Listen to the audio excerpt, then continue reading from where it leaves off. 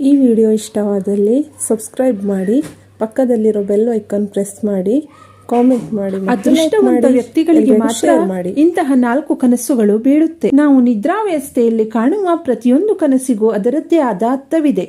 ಕೆಲವೊಂದು ಕನಸುಗಳು ಮುಂದೊಂದು ದಿನ ನಮ್ಮ ಜೀವನದಲ್ಲಿ ಅಥವಾ ಭವಿಷ್ಯದಲ್ಲಿ ನಡೆಯಬಹುದಾದ ಘಟನೆಯ ಕುರಿತು ಮಾಹಿತಿ ನೀಡುತ್ತದೆ.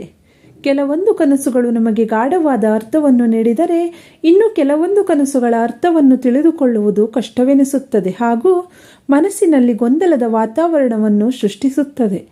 ಭವಿಷ್ಯವನ್ನು ಸೂಚಿಸುವ ಕನಸುಗಳು ನಮಗೆ ಸಂತೋಷವನ್ನು ತರುತ್ತದೆ ಮತ್ತು ಶುಭವೆಂದು ಹೇಳಲಾಗುತ್ತದೆ. ಅಂತಹ ಕನಸುಗಳ ಕುರಿತು ನಾವಿಂದು ತಿಳಿದುಕೊಳ್ಳೋಣ. 1. ಹೂ ಬಿಟ್ಟ ಮರ.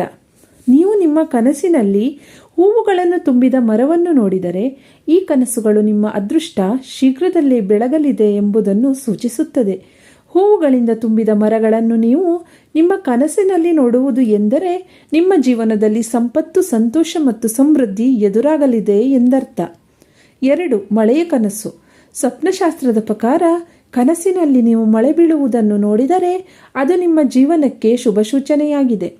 ಕನಸಿನಲ್ಲಿ ಮಳೆಯನ್ನು ನೋಡುವುದು ಎಂದರೆ ಒಬ್ಬ ವ್ಯಕ್ತಿಯು ವ್ಯವಹಾರ ಮತ್ತು ಉದ್ಯೋಗದಲ್ಲಿ ಪ್ರಗತಿಯನ್ನು ಸಾಧಿಸಲಿದ್ದಾನೆ ಎಂಬುದಾಗಿದೆ ಹಾಗೂ ಇದು ನೀವು ಸಂಪತ್ತಿನ ಮುಖ್ಯ ದೇವತೆಯಾದ ಲಕ್ಷ್ಮೀದೇವಿಯ ಅನುಗ್ರಹವನ್ನು ಪಡೆದುಕೊಳ್ಳಲಿದ್ದೀರಿ ಎಂಬುದನ್ನು ಹೇಳುತ್ತದೆ. 3. ಗುಲಾಬಿ ಹೂವಿನ ಕನಸು. ಕನಸಿನಲ್ಲಿ ಗುಲಾಬಿ ಹೂವುಗಳನ್ನು ಕೂಡ ನೋಡುವುದು ತುಂಬಾನೇ ಶುಭ ಸೂಚನೆಯಾಗಿದೆ. ಯಾಕೆಂದರೆ ಗುಲಾಬಿ ಹೂವುಗಳು ಲಕ್ಷ್ಮೀದೇವಿಗೆ ತುಂಬಾನೇ ಪ್ರಿಯವಾದ ಹೂವುಗಳಾಗಿವೆ. ಹಾಗಾಗಿ ಕನಸಿನಲ್ಲಿ ನೀವು ಗುಲಾಬಿ ಹೂಗಳನ್ನು ನೋಡಿದರೆ ಅದು ಲಕ್ಷ್ಮೀದೇವಿಯ ಆಶೀರ್ವಾದವನ್ನು ನಿಮಗೆ ಸೂಚಿಸುತ್ತದೆ.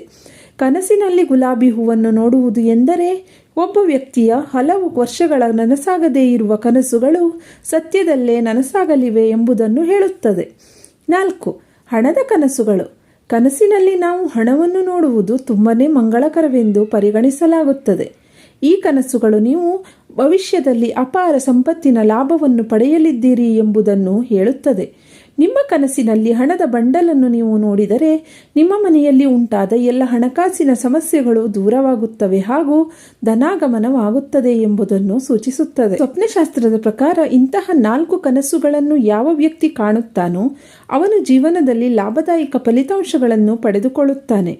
ಇಂತಹ ಕನಸುಗಳಿಂದ ಅವನ ಅದೃಷ್ಟವು ಬೆಳಗಲಿದೆ. ನಿಮಗೂ ಕೂಡ ಇಂತಹ ಕನಸುಗಳು ಬಿದ್ದಲ್ಲಿ ಅದರ ಬಗ್ಗೆ ಚಿಂತಿಸುವುದನ್ನು ಬಿಟ್ಟು ಆನಂದಿಸಿ.